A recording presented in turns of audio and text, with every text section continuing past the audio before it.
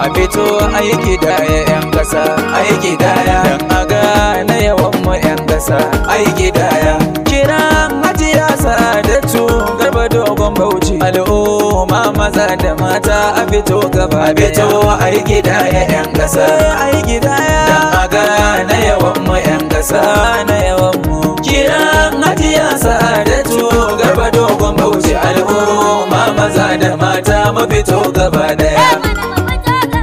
Allah wuce ya kage Najeriya kasata, sannan ya kage al'umma ta ya sa cikinta, ya ba mu arziki da yalwa cikin kasata, sai dai rashin sanin yawan namu ya kuntata ta. Hukumar gidaya ta kasa ta daura niyya, gidaya mutan kasar mu domin a tsarkake ta, sai an gidaya 'yan kasa za a yi manna gata, amma a yanzu ba lissafi ake ta bita, kullum kasafin kasar ma a guri daya babu rata. Sabon National Population Commission a fito aiki daya 'yan kasa, National Population Commission na ta kira, a fito aiki daya 'yan kasa, National Population Commission na ta kira, a fito aiki daya 'yan kasa, National Population Commission na ta kira, National Population Commission na ta kira, dan sanin mahimmancin yawan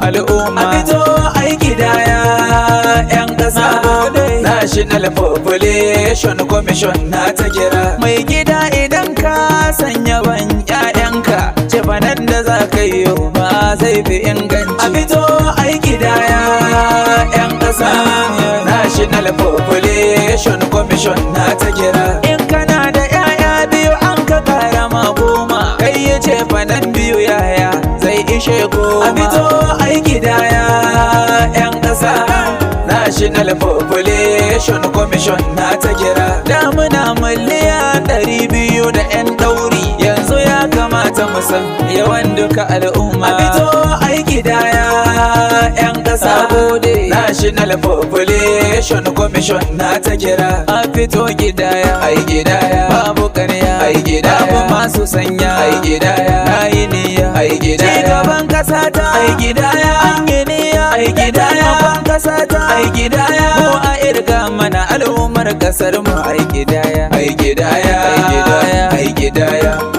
Sakon Hajiya Sa'adatu jarumar mata, tauraruwar matan arewa ba da ƙarya ba, National Federal Commissioner maman mu 'yar baiwa, Rabbana ya ja zamanin tauraruwar mata. Ai gidaya, ai gidaya, ai gidaya, ai gidaya, ai gidaya, ai gidaya, al'umma ta ƙasa duka yanzu sun ce na faɗa.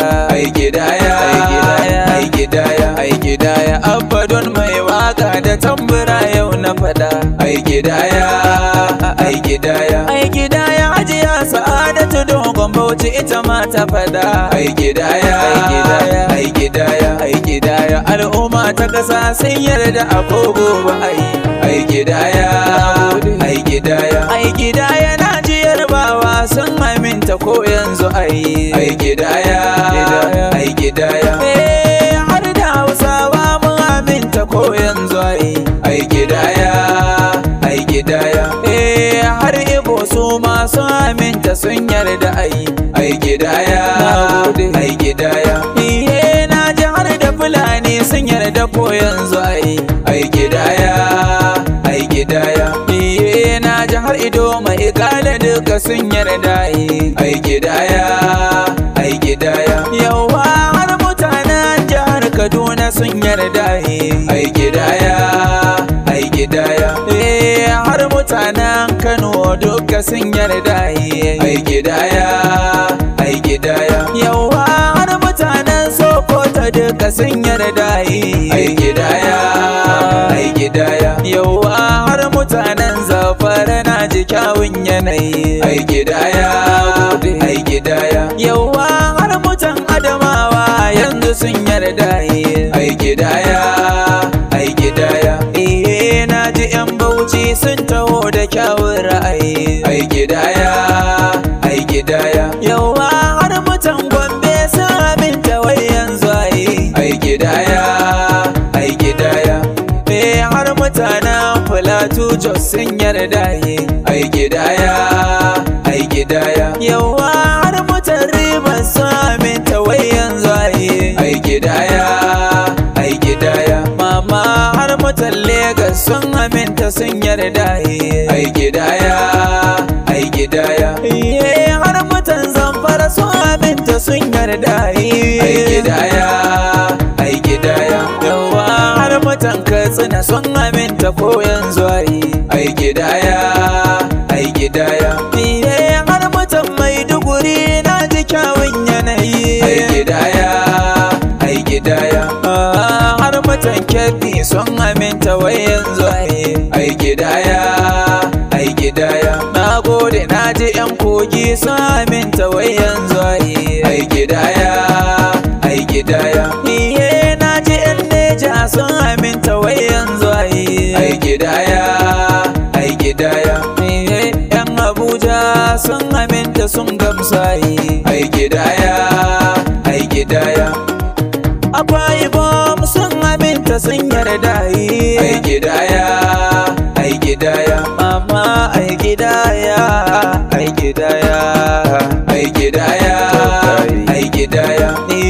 Ai gidaya, ai gidaya. Ai gidaya, ai gidaya. Malam ai gidaya, ai gidaya. Ai gidaya, ai gidaya. Hajiya ai gidaya, ai gidaya. Ai gidaya, ai gidaya. Alhaji ai gidaya, ai gidaya. Abba don mai waka na goyi baya ai gidaya. Allah ka datar da mu, Allah ka yi mana muwafaka, Allah ka zaunar da ƙasar mu lafiya, amin.